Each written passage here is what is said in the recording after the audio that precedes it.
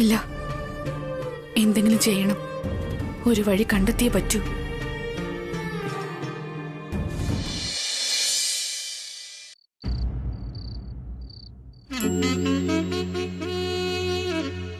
എല്ലാം എന്റെ തലവിധി. ഏട്ടൻ ഈ സ്ഥലം വാങ്ങി രജിസ്ട്രേഷൻ പോലും ചെയ്യാതെ ഈ വീട് എന്തിനാ പണിതത്? ഏതോ ഒരുത്തൻ ഈ സ്ഥലം അവന്റെതാന്നും പറഞ്ഞ് വീട്ടിൽ കയറി വന്നിരിക്കുന്നു. പെട്ടെന്ന് തന്നെ ഈ വീട് ഒഴിയണമെന്നാ പറയുന്നേ. എല്ലാം എന്റെ സമയദോഷം. എന്റെ ഭർത്താവ് നേരത്തെ മരിക്കാതിരുന്നിരുന്നെങ്കിൽ, അല്ലെങ്കിൽ വേണ്ട രണ്ടാം കല്യാണം നടന്നിരുന്നെങ്കിൽ എനിക്ക് ഇങ്ങനൊരു തലവിധി ഒരിക്കലും വരില്ലായിരുന്നു. ആന്റി, ആന്റി എന്ത് ചെയ്തോണ്ടിരിക്കുക? നാളെ രാവിലെ വീട് ഒഴിയണമെന്നല്ലേ പറഞ്ഞത്? അതാ തുണിയൊക്കെ എടുത്തു വെക്കുന്നേ. അല്ല, നീ തുണിയൊക്കെ എടുത്തു വെച്ചോ? ആ, ഇപ്പൊ എടുത്തു വെച്ചതേ ഉള്ളൂ. എപ്പോ പോണെന്ന് പറഞ്ഞാലും ഞാൻ റെഡിയാ. എന്താടി, നിനക്ക് അല്പം പോലും വിഷമമില്ലടി? ഞാൻ വെറുതെ വിഷമിച്ചിട്ട് എന്ത് ചെയ്യാനാ ആന്റി? സഹായിക്കാനാണെങ്കിൽ എന്റെ കയ്യിൽ ഒന്നുമില്ലല്ലോ. അത് ശരിയാ, എന്റെ കയ്യിലും ഒന്നുമില്ലല്ലോ. നിന്നെ കൊണ്ട് എന്ത് ചെയ്യാൻ പറ്റും? എടാ കൊച്ചുമോനെ, നമുക്ക് മാത്രം എന്താണ് ഇത്രയും വലിയൊരു കഷ്ടപ്പാട്? നാളെ തന്നെ വീട് ഒഴിയണമെന്നാ? ഇനി നമ്മൾ എവിടെ പോകും? വേറെ വീട് വല്ലതും കണ്ടെത്തിയോ? പുറത്ത് ഹൗസ് റെന്റ് ഒക്കെ വളരെ കൂടുതലാണ് ഇളയമ്മേ. ഇത്രയും പേരുള്ളത് കൊണ്ട് കുറഞ്ഞത് ലക്ഷങ്ങൾ കൊടുത്ത് വലിയ വീട് തന്നെ എടുക്കേണ്ടി വരും. ഇനി അപ്പാർട്ട്മെന്റിലെ ഫ്ലാറ്റ് എടുക്കാന്ന് വെച്ചാ ഇത്രയും മെമ്പേഴ്സ് ഉള്ളത് കൊണ്ട് ഒരു ഫ്ലാറ്റ് ഒന്നും ശരിയാവില്ല. ഇനിയിപ്പോ എന്ത് ചെയ്യും അഖിൽ? ഇനി എന്ത് ചെയ്യാനാ? ഏതെങ്കിലും ഒരു ചേരിയിൽ പോയി താമസിക്കേണ്ടി വരും. തെരുവില് ചെറിയ വീട്ടിൽ താമസിക്കാന്നോ? അവിടെ ഒരു സൗകര്യം ഉണ്ടാവില്ലടാ. അപ്പോ അവിടെ AC ഒന്നും ഉണ്ടാവില്ലേ? അയ്യോ, നീ ഇപ്പൊ AC പറ്റിയാ ചിന്തിക്കുന്നേ? ഒരു ഫാന് പോലും ഉണ്ടാവില്ല. വാഷ്റൂമും കാണില്ല. വെള്ളം എടുക്കാനായിട്ട് പൈപ്പിന്റെ ചുവട്ടിൽ കുടമായിട്ട് പോയി ക്യൂ നിൽക്കണം.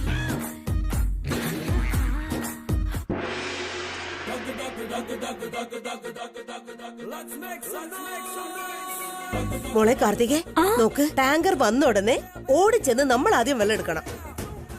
ഞാൻ ഓടിപ്പോയി എടുത്തോളാം ആന്റി. ആരെങ്കിലും തടസ്സം വന്ന ആന്റി നോക്കിക്കോ. ഓടിക്കടി, നോക്കിക്കോ.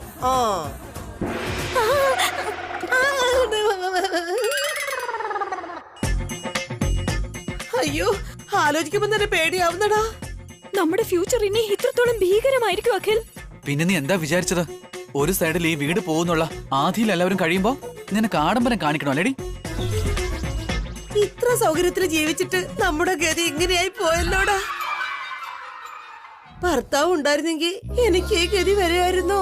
മനസമാധാനായിട്ട് അമ്മായിയുടെ വീട്ടിലിരുന്നേനെ. എന്ന് വെച്ചാ ജനിച്ചു വീടിന് എന്ത് സംഭവിച്ചാലും ഇളമയ്ക്ക് കുഴപ്പമില്ലേ? അങ്ങനെയല്ലടാ. അങ്ങനെയായിരുന്നെങ്കിൽ ഞാൻ എന്നാലാവുന്ന സഹായം ചെയ്യില്ലായിരുന്നോ? ആര്, ഇളയമയോ? നല്ല കാര്യം, നിങ്ങൾ സഹായിക്കുമെന്നോ? ഒന്ന് വിശ്വസിക്കാൻ പറ്റുന്ന എന്തെങ്കിലും പറയേ. പോടാ പോ. ഞാൻ എന്ത് പറഞ്ഞാലും നീ വിശ്വസിക്കില്ല. അറ്റ്ലീസ്റ്റ് മാസ്റ്റർ എങ്കിലും ഉണ്ടായിരുന്നെങ്കിൽ എന്റെ ജീവിതം തന്നെ മാറിയേനെ. മാസ്റ്ററോ? ഏത് മാസ്റ്റർ? ദൈവാടാ, ദൈവം. ദൈവത്തിനെ മാസ്റ്റർ എന്നും ഗുരു എന്നൊക്കെ അല്ലടാ വിളിക്കുന്നേ, അല്ലേ കാർത്തികേ? നിങ്ങളുടെ മുഖത്തെ എക്സ്പ്രഷൻ കാണുമ്പോ എന്തൊക്കെയോ കുഴപ്പമുണ്ടല്ലോ ഇളയമ്മേ. ഇപ്പൊ വലിയൊരു പ്രശ്നമുള്ളത് കൊണ്ട് തൽക്കാലം നിങ്ങളെ ഞാൻ ഫോക്കസ് ചെയ്യുന്നില്ല. അഖിൽ, നാളെ നമുക്ക് എന്റെ വീട്ടിലേക്ക് പോകാം. ഇനി അവിടെ താമസിക്കാം, ഹാപ്പി ആയിട്ട് തന്നെ. എന്റെ കുടുംബത്തെ അങ്ങ് മറന്നിട്ട് ഞാൻ നിന്റെ കൂടെ വരണമെന്നാണോ? ഇങ്ങനൊക്കെ പറയാൻ നിനക്ക് നാണോ ഇല്ലടി പുല്ലേ? ഇത്രയും നാള് കൂടെ ഉണ്ടായിരുന്നവരൊക്കെ കഷ്ടത്തിലാക്കി ഞാൻ നിന്റെ കൂടെ വരണോ അല്ലേ? നിനക്ക് മനസാക്ഷി ഒരു സാധനം ഉണ്ടോ കാർത്തിക? അവൾ അറിയാതെ പറഞ്ഞതായിരിക്കടാ, ദേഷ്യപ്പെടല്ലേ. ഇനി ഒരു തവണ കൂടി നീ ഇങ്ങനെ പറഞ്ഞോ നിന്നെ വീട്ടിൽ കൊണ്ടുവന്ന് ആക്കും. പിന്നെ സ്വന്തം വീട്ടിലിരുന്ന് സമാധാനമായിട്ട് അങ്ങ് ജീവിച്ചോ.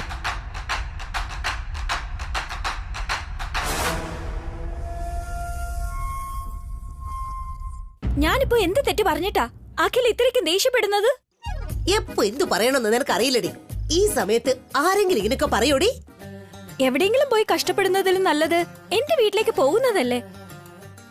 അങ്ങനെ പോകരുത്. നിനക്കറിയാഞ്ഞിട്ടാ. നിനക്ക് മാത്രല്ലല്ലോ കഷ്ടപ്പാട്, എല്ലാവർക്കും ഉണ്ട്. എല്ലാവർക്കും ഒപ്പം നീയും. എന്തായാലും എന്റെ അത്രയും കഷ്ടപ്പാട് നിനക്ക് എന്തായാലും ഇല്ലല്ലോ, അല്ലേ? നിങ്ങൾക്ക് എന്ത് കഷ്ടപ്പാടാ ഉണ്ടായത്? കല്യാണം കഴിച്ചവൻ നരകത്തിലേക്ക് പോയി, സ്നേഹിച്ചവൻ എവിടെയോ പോയി. ഞാൻ ജനിച്ചത് മുതല് തറവാട്ട് തന്നെയാ ഉള്ളത്. രണ്ടാമതൊരു കല്യാണം നടക്കൂന്നുള്ളൊരാഗ്രഹം കുറേശ്ശായിട്ട് ഇല്ലാതായിക്കൊണ്ടിരിക്കുക. ഇനി ആർക്ക് വേണ്ടി ജീവിക്കണമെന്ന് പോലും അറിയില്ല, എന്ത് ചെയ്യണമെന്നോ അറിയില്ല. എന്റെ ഈ ജീവിതവും യൗവനവും വെറുതെ പോയിക്കൊണ്ടിരിക്കുക. ലോകം മൊത്തം പ്രകാശിച്ചിരിക്കുമ്പോ എന്റെ മനസ്സ് മാത്രം ഇരുണ്ടു പോയല്ലോ എന്ന് പറഞ്ഞതുപോലെയാ എന്റെ അവസ്ഥ. ആന്റിയുടെ സ്റ്റോറി എന്തായാലും വെറൈറ്റിയാണ്. ആന്റിയുടെ ജീവിതം ശരിക്കും ഒരു സിനിമാ കഥയാക്കാം. ഫ്രസ്ട്രേഷൻ ലേഡി എന്നുള്ള ടൈറ്റിലും വെച്ച് ഒരു പാൻ ഇന്ത്യൻ മൂവി ആക്കാം. കളിയാക്കിയതോ പുകഴ്ത്തിയതോ? പിന്നല്ലാതെ ഇതൊക്കെ ഒരു കഷ്ടപ്പാടാണോ? നാളെ മുതൽ നമ്മൾ എവിടെയായിരിക്കും? ആദ്യം അത് ആലോചിക്ക്. ശരിയാണല്ലോ. ഇനി ഒരു രാത്രി കൂടി ഈ വീട്ടിൽ. ഇതാണ് അവസാന രാത്രി. നാളെ മുതല് ഈ ബെഡ്റൂം, ഈ മെത്ത, ഈ AC ഒന്നും തന്നെ ഉണ്ടാവില്ല. എങ്ങനെ ജീവിക്കോ എന്തോ, എനിക്കൊന്നും അറിയില്ലേ.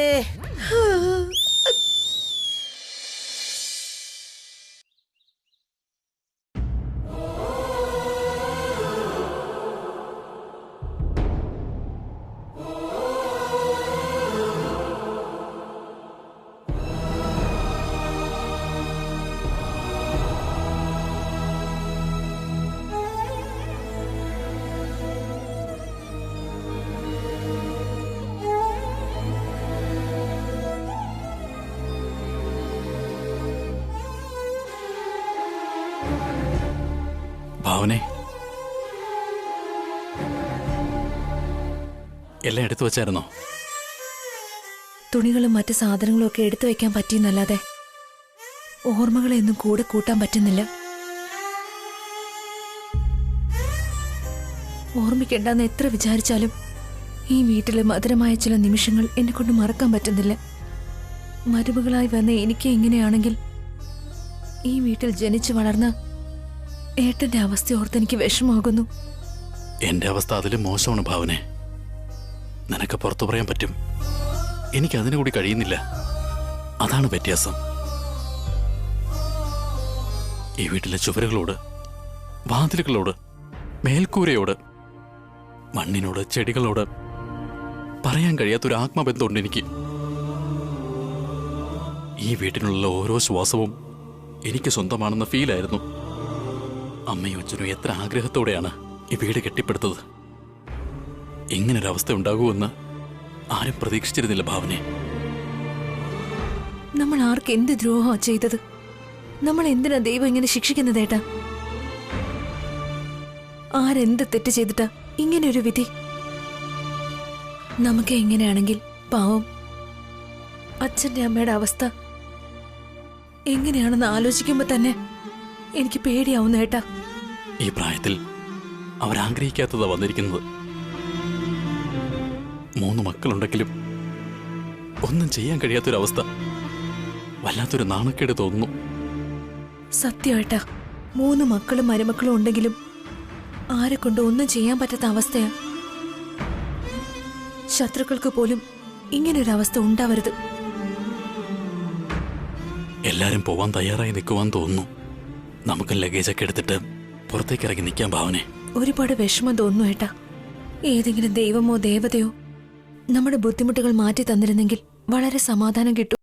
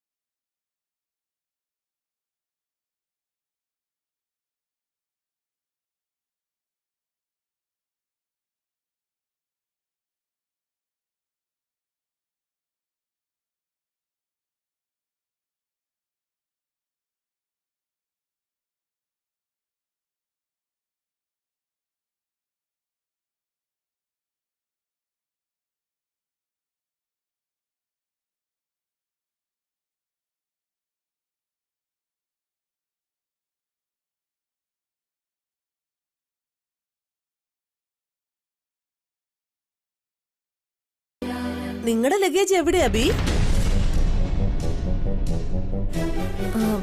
വസു എവിടെ അഭി? വസുവിനെ എവിടെയും കാണാനില്ല ഏട്ടത്തി. എവിടെ പോയെന്ന് പോലും അറിയില്ല.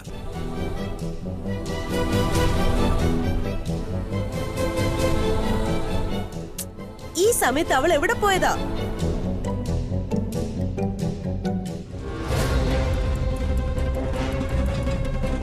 അഞ്ച് മിനിറ്റ് ഒന്ന് വെയിറ്റ് ചെയ്യണം, ഞങ്ങൾ വേഗം വരാം സർ.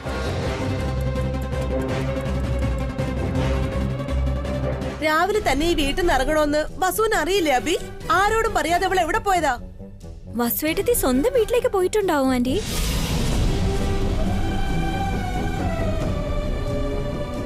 നമ്മൾ ഇത്രയും കഷ്ടപ്പെടുമ്പോ അവള് സ്വന്തം വീട്ടിലേക്ക് പോയെന്നോ? വസു എന്തിനാ ഇളയമ അങ്ങനെ ചെയ്യുന്നേ? അവൾ ഒരിക്കലും അങ്ങനെ ചെയ്യില്ല. വേറെ എവിടെ പോയതാ അവള്? സ്വന്തം വീട്ടിലല്ലെങ്കിൽ അവള് വേറെ എവിടെ പോയതായിരിക്കും? വസു അവളുടെ വീട്ടിൽ പോയതാണെങ്കിൽ ഉണ്ണിയും കൊണ്ടല്ലേ പോവുള്ളൂ ഇളയമ്മേ. അവൻ ഇവിടെ വിട്ടിട്ട് പോവോ?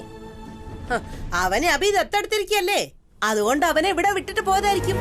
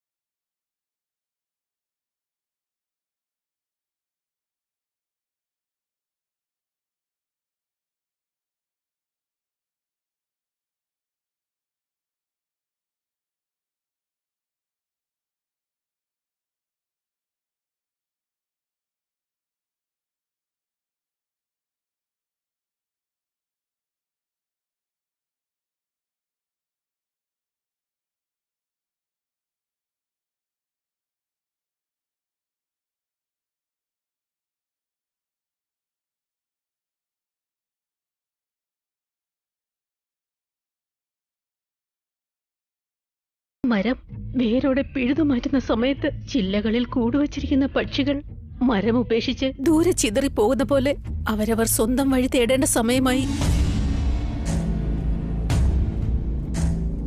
നിങ്ങൾക്കാർക്കെങ്കിലും മാറിപ്പോകാൻ ആഗ്രഹമുണ്ടെങ്കിൽ വേഗം പൊയ്ക്കോളൂ. എനിക്ക് ഒരു പരാതിയില്ല.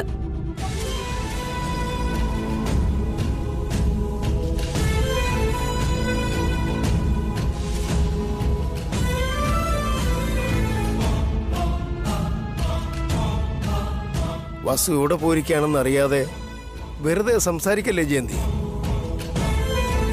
രാവിലെ തന്നെ ഒരുത്തി പുറത്തു പോയെന്ന് പറഞ്ഞ എന്താ അർത്ഥം? നമ്മളായിട്ടുള്ള ബന്ധം അവസാനിപ്പിച്ചൊന്നല്ലേ? വസുവെടുത്ത് എന്തെങ്കിലും ആവശ്യമായിട്ട് പോയതായിരിക്കും. ഇളയം എന്തിനാ വെറുതെ കുറ്റം പറയുന്നത്? എന്നാ അവൾ എവിടെ പോയതാന്ന് പറയടാ. അവള് വരുന്നത് വരെ നമ്മൾ കാത്തിരിക്കണോ? ഇനി എങ്ങനെ ആ റൗഡികൾ ഇവിടെ വന്നാ നമ്മളെ കഴുത്തിന് പിടിച്ച് പുറത്തേക്ക് വലിച്ചെറിയും.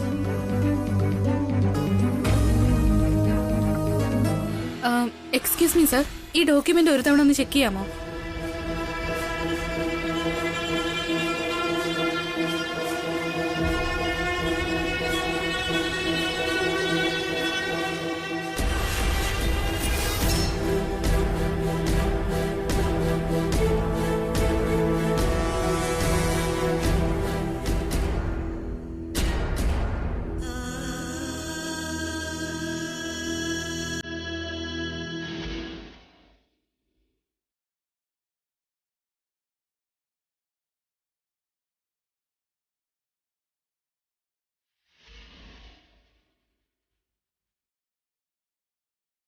ഇതെന്തായാലും നന്നായി.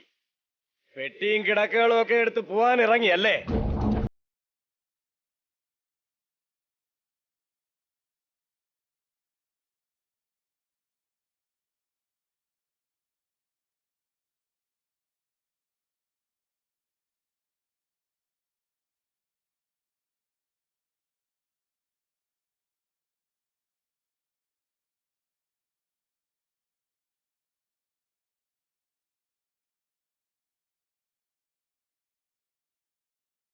ഈ ഫർണിച്ചറും സാധനങ്ങളും ഒന്നും കൊണ്ടുപോകുന്നില്ലേ? പാക്കേഴ്സിനോട് പറഞ്ഞിട്ടുണ്ട്, അവര് വരും. പിന്നെ എന്തിനാ ടൈം വേസ്റ്റ് ചെയ്യുന്നത്? ഇറങ്ങിക്കോളൂ. സ്ഥലം മാത്രം നിങ്ങളുടേത്, വീട് ഞങ്ങളുടെയാ. കൺസ്ട്രക്ഷൻ ചിലവൊക്കെ ആരാ തരാൻ പോകുന്നേ? എന്താ പറഞ്ഞ അനിയ? വീട് പണിത കാശ് വേണോന്നോ? എന്റെ സ്ഥലത്ത് അതിക്രമിച്ച് കയറി വീട് പണിതതും പോരാ, കാശ് വേണോന്ന് പറയുന്നോ? ഞങ്ങളുടെ സ്ഥലമാണെന്ന് വെച്ചാൽ വീട് വെച്ചത്, നിങ്ങളുടെ സ്ഥലത്ത് ഞങ്ങൾ എന്തിനാ വീട് വെക്കുന്നത്? അതിനാണ് വിവരം വേണോന്ന് പറയുന്നത്. ഇതാ നോക്കമ്മാവാ, എന്ത് സാധനം വാങ്ങിയാലും നോക്കി വാങ്ങാൻ പഠിക്കണം ആദ്യം. സ്ഥലം വാങ്ങിയാല് അതിലേക്ക് പോകാൻ വഴിയുണ്ടോ എന്ന് നോക്കണം. അത് മാത്രം പോരാ, അതിലെന്തെങ്കിലും ബാധ്യതയുണ്ടോ എന്നും നോക്കണം. ഏത് സ്ഥലം വാങ്ങിയാലും അതിനെക്കുറിച്ച് പൂർണ്ണമായും അറിഞ്ഞിട്ടേ വാങ്ങാവൂ. ഒന്നും അറിയാതെ സ്ഥലം വാങ്ങാൻ പോയാ ദാ ഇതുപോലെ ഇരിക്കും. ഞങ്ങള് വീട്ടിൽ നിന്ന് ഒഴിഞ്ഞെന്ന് പറഞ്ഞല്ലേ, അധികം സംസാരം വേണ്ട. എന്താ സാറേ, ദേഷ്യം വരുന്നുണ്ടോ? ദേഷ്യം വരുമല്ലോ. എന്റെ സ്ഥലത്ത് കയറി നിങ്ങൾ വീട് പണിതെന്ന് അറിഞ്ഞപ്പോ എനിക്ക് നല്ലപോലെ ദേഷ്യം വന്നു. കേസ് കൊടുക്കാന്നാ കരുതിയത്. അറിയാതെ പറ്റിയതല്ലേ എന്ന് വിട്ടതാ. ഇറങ്ങാൻ നോക്ക്.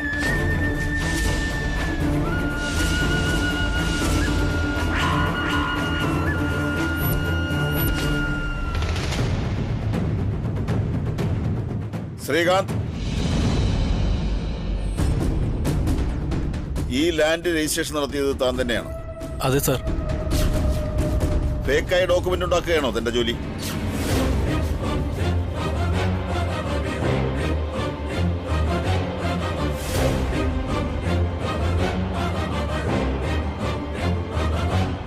സോറി മാഡം, ഇതാണ് നിങ്ങളുടെ ഒറിജിനൽ ഡോക്യുമെന്റ്സ്. ഈ ഭൂമി നിങ്ങളുടെ തന്നെയാണ്. Thank you sir, thank you.